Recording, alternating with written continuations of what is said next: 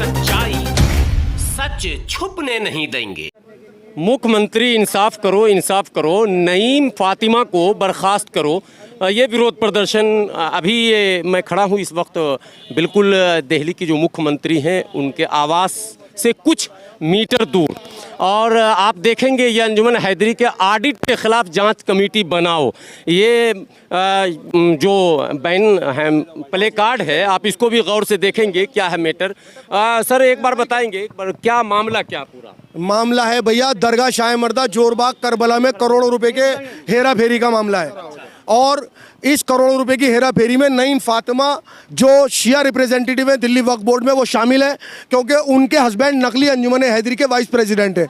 ये दोनों मियाँ बीवी मिलकर अंजुमन का और कौम का करोड़ों रुपया खा रहे हैं। ना ये इलेक्शन होने देते हैं, ना ये वहाँ पर ट्रांसपेरेंसी आने देते हैं, ना ये वक्फ बोर्ड को ऑडिट कराते हैं ईमानदारी से। करोड़ों रुपए का ऑडिट होता है और 22-22 लाख रुपए का ये दिखाते हैं। एक सवाल पैदा हो गया, यहाँ दिल्ली में शिया वक्फ बोर्ड अलग नहीं है क्या? कंबाइंड है? यहाँ कंबाइंड वक्फ बोर्ड है दिल्ली में। तो शिया के अलग से प्रतिनिधि होते? नहीं, देखिए मैं बताता हूँ आपको कि वक्फ बोर्ड हमारा एक ही है, लेकिन शियाओं की तरफ से एक मेंबर लिया जाता है। कोई स्कॉलर मेंबर होता है या 5 मेंबरों में से एक शिया मेंबर को लिया जाता है और वही शियाओं को रिप्रेजेंट करता है। हालांकि वक्फ बोर्ड हमारा कंबाइंड है, सुन्नी शिया कुछ नहीं है उसमें। तो ये जो आपने कहा कि ऑडिट के खिलाफ अंजुमन हैदरी का ऑडिट जो है उसके खिलाफ आप जांच कमेटी बनाने की मांग? हाँ जी। क्यों ऑडिट के क्यों खिलाफ हैं? ऑडिट के यूँ खिलाफ है कि आप ये कहते हो कि हमारे पास 7 करोड़ रुपया आया, 6 करोड़ 90 लाख रुपया हमने खर्च कर दिया, तो कौन पूछेगी नहीं खड़ो कि भाई कहाँ खर्च कर दिया 6 करोड़ 90 लाख रुपया। और जब यही पैसा 1300 करोड़ रुपये बताते हो आप, 200 करोड़ रुपये बताते हो, तो वो कहाँ चला जाता है ऑडिट देते वक्त? ऑडिट देने से पहले हम 1300 करोड़ के मालिक होते हैं। ट्रांसपेरेंट नहीं है मामला? नहीं है, उसकी डिमांड कर रहे हैं। देखिए अगर हम बता रहे हैं आपको कि ये हमारे पास 1300 करोड़ रुपए का फंड है, तो जब ऑडिट कराते हैं तो वो फंड 7 करोड़ रुपए क्यों रह जाता है? तो घोटाले में मिली भगत है क्या? बिल्कुल मिली भगत है भैया। नईम फातिमा वक्फ बोर्ड की मेंबर, शिया कोटे से इनके हस्बैंड रईस अब्बास अंजुमन हैदरी नकली के वाइस प्रेसिडेंट। नहीं तो फिर असली के कौन है प्रेसिडेंट? असली के प्रेसिडेंट तो आप दरगाह जाइए, वहां पता चलेगा। हम खोलेंगे तो ये हो जाएगा कि हम उनको बता रहे हैं। इस वक्त जो प्रेसिडेंट है, जो कमेटी वक्फ बोर्ड की तरफ से मैनेजिंग कमेटी बनाई गई है, उसके प्रेसिडेंट है अजय रजा जैदी, जो नोएडा में रहते हैं, और वही इसको इलेक्टेड हैं। असली का मतलब इलेक्टेड है। भाई दिल्ली वक्फ बोर्ड बनाएगी ना। ये दरगाह किसके अंडर में आती है? वक्फ बोर्ड के अंडर में आती है। तो मैनेजमेंट कमेटी कौन बनाएगा, कौन कॉन्स्टिट्यूट करेगा? वक्फ बोर्ड। जब ऑटोनोमियस बॉडी है तो वो भी वही बनाएगा ना। तो उसके जो प्रेसिडेंट है वो अजय रजा जैदी हैं। कुल मिलाकर असल इल्जाम आपका किस पर है और किस चीज का? हमारा असल इल्जाम नईम फातिमा पर है, क्योंकि नईम फातिमा दिल्ली वक्फ बोर्ड में शियाओं की रिप्रेजेंटेटिव हैं। और आप यहाँ आ गए हैं, सीएम आवास पर खड़े हैं, तो सीएम से क्या आपकी नाराजगी? देखिए सीएम से हमारी नाराजगी नहीं है। हम सीएम साहब को ये बताने आए थे, ये जो आज इन्होंने नौटंकी की है नकली अंजुमन हैदरी वालों ने, इसके खिलाफ हम विरोध प्रदर्शन कर रहे हैं। सीएम से हमारी नाराजगी नहीं है।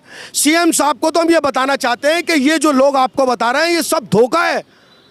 ये बाहर से गुंडे मवाली बुलाते हैं, ये बाहर से लोग हायर करते हैं। तो वक्फ बोर्ड के चेयरमैन अमानतुल्लाह खान को ये सारी बातों का इल्म नहीं है क्या? नहीं, हम अभी अमानतुल्लाह खान साहब के हमने 4 तारीख को धरना दिया था इसी बात को लेकर, और हमने उनसे 2 डिमांड की थी, जो उन्होंने दोनों हमारी मान ली थी। पहली डिमांड थी अंजुमन हैदरी के वक्फ बोर्ड पर ऑडिट के ऊपर जांच कमेटी बनाई जाए। दूसरी हमारी डिमांड थी कि नईम फातिमा के हरकतों के खिलाफ जांच कमेटी बनाई जाए, क्योंकि डायरेक्ट बर्खास्त तो हम नहीं करवा रहे थे इनको वहां से। जब दोनों मांग मान ली तो फिर मुख्यमंत्री तक? यस, मैं बताता हूं आपको, बहुत अच्छा सवाल है आपका। देखिए हमने ये कहा था कि अगर 20 दिन के अंदर हमारी या 15 दिन के अंदर हमारी डिमांड्स को पूरा नहीं किया गया तो हमारा अगला स्टेप मुख्यमंत्री द्वार होगा। वो पूरा नहीं हुआ? नहीं, वो पूरा हो गया।